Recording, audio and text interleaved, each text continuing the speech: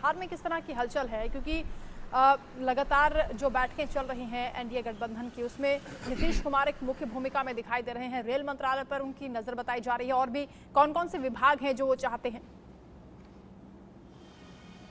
देखिए, सबसे बड़ी जो बात निकलकर सामने आ रही है बिहार के जो राजनीतिक हलके हैं उसमें ये चर्चा है कि जेडीयू का इस बार मोदी सरकार में दबदबा रहने वाला है। क्योंकि देखिए, साल 2019 में जब लोकसभा चुनाव हुए थे जेडीयू का बहुत अच्छा प्रदर्शन रहा था।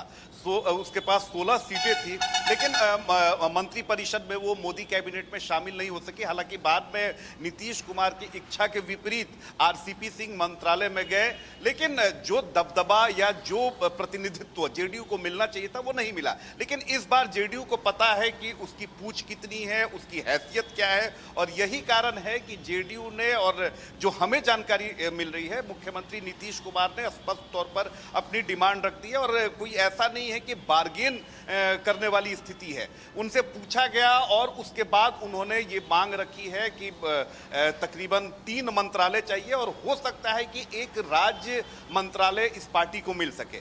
अगर मंत्रालयों की बात करें तो रेलवे मिनिस्ट्री सबसे प्रमुख है जेडीयू के लिए। जेडीयू चाह रही है कि रेलवे मिनिस्ट्री मिले, क्योंकि देखिए रेलवे मिनिस्ट्री का अच्छा खासा अनुभव मुख्यमंत्री नीतीश कुमार को रहा है और काफी ही उल्लेखनीय काम बतौर रेल मंत्री नीतीश कुमार ने किया था।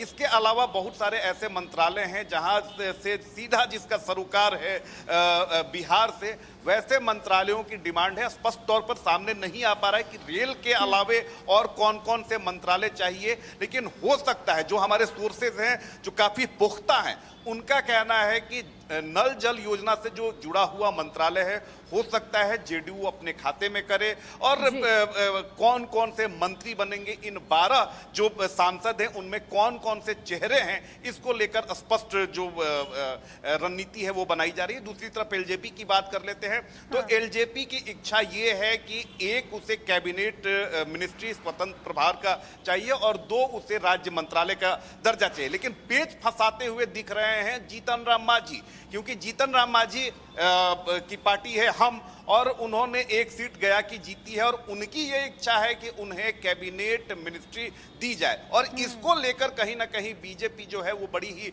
पशुपेश में है कि एक आपको सीट है, आप एक सांसद, इकलौते सांसद हैं अपनी पार्टी के, और आपको कैसे कैबिनेट मिनिस्ट्री मिल जाए। तो ये तमाम चीजें जो है यहाँ पर चल रही हैं और इसको लेकर बिहार में राजनीतिक सरगर्मी काफी तेज है। बीजेपी के लिए मुश्किलें हैं, लेकिन रितेश ये भी बड़ा दिलचस्प है कि जब नीतीश कुमार ने पाला बदला था और वो एनडीए में शामिल हुए थे, तब आरजेडी ने खूब उनकी मजाक बनाई थी और ये कहा था कि अब तो जेडीयू खत्म हो गई है। लेकिन जो करिश्मा इस बार देखा गया है चुनाव के दौरान नीतीश कुमार का, ये भी कह सकते हैं कि सितारे उनके बुलंदियों पर हैं और जो चाहे वो अभी कर सकते हैं।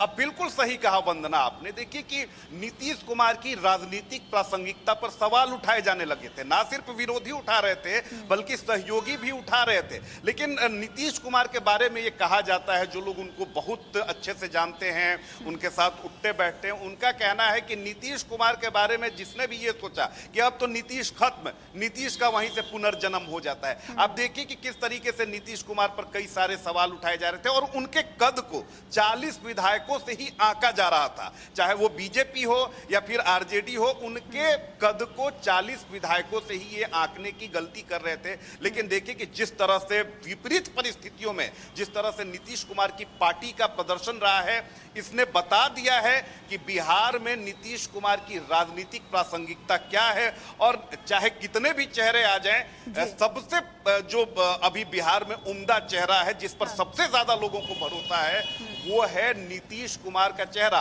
और ना सिर्फ 2024 बल्कि 2025 का जो बिहार में विधानसभा का चुनाव होने वाला है, उसका भी ये ट्रेलर है। और नीतीश कुमार ने ना सिर्फ विरोधियों को बता दिया है बल्कि सहयोगी बीजेपी और एलजेपी को भी ये जता दिया है कि आने वाले समय में उनकी भूमिका क्या होने वाली है। क्योंकि लगातार जब से वो महागठबंधन का पाला छोड़कर इधर एनडीए अलायंस की तरफ आए थे, तब से उनको लेकर कई तरह के की बातें की जा रही थी, लगातार तेजस्वी यादव ऊपर हमलावर थे, कांग्रेस नेता उनके ऊपर हमलावर थे, उनके कद को 40 विधायकों में ही समेट के रखने की कोशिश हो रही थी। लेकिन देखिए कि वंदना, थोड़ा सा समय लूंगा कि किस तरीके से उन्होंने प्रदर्शन किया। जहां पर बीजेपी 17 सीटों पर लड़ी, पिछली बार 17 सीटों पर लड़ी थी, 17 की 17 सीटें आ गई। इस बार देखिए कि जेडीयू 16 सीटों पर, जहां 17 पर बीजेपी लड़ी थी, 12 पर आकर सिमट गई। लेकिन जेडीयू 16 पर लड़ी,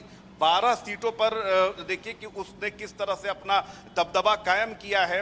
और ये बताने के लिए काफी है कि मुख्यमंत्री नीतीश कुमार में अभी भी आधी आबादी का भरोसा है, क्योंकि जो वोटिंग परसेंटेज है उसमें सबसे ज्यादा भरोसा महिलाओं ने जेडीयू पर अभी भी जताया है। इसके अलावा मुख्यमंत्री नीतीश कुमार की जो नीतियां हैं, जो राजनीतिक जो उनका समीकरण है, या जिस लाइन लेंथ पर जेडीयू मुख्यमंत्री नीतीश कुमार राजनीति करते हैं, उस लाइन लेंथ नीतीश कुमार जरूरी भी है, नीतीश कुमार मजबूरी भी है कह सकते हैं, क्योंकि अब तो सुर बदलने लगे हैं। चिराग पासवान को भी हम सुन रहे थे, उनका ये कहना है कि हमारे मुख्यमंत्री, ये कहकर उन्हें संबोधित करते हुए दिखाई दिए, जो कि खुलकर विरोध करते हुए दिखते थे, जो कहते थे कि नीतिगत विरोध मेरा रहेगा। लेकिन अब जो परिस्थितियां हैं वो बदल गई हैं। किस तरह से प्रेशर बनाया जा रहा है, कौन कौन से पोर्टफोलियो की डिमांड हो रही है, आगे क्या होगा इसमें, हम आपसे अपडेट्स लेते रहेंगे। फिलहाल बहुत शुक्रिया रितेश आपका, और मोहम्मद अफसर आपका भी शुक्रिया तमाम बातचीत के लिए।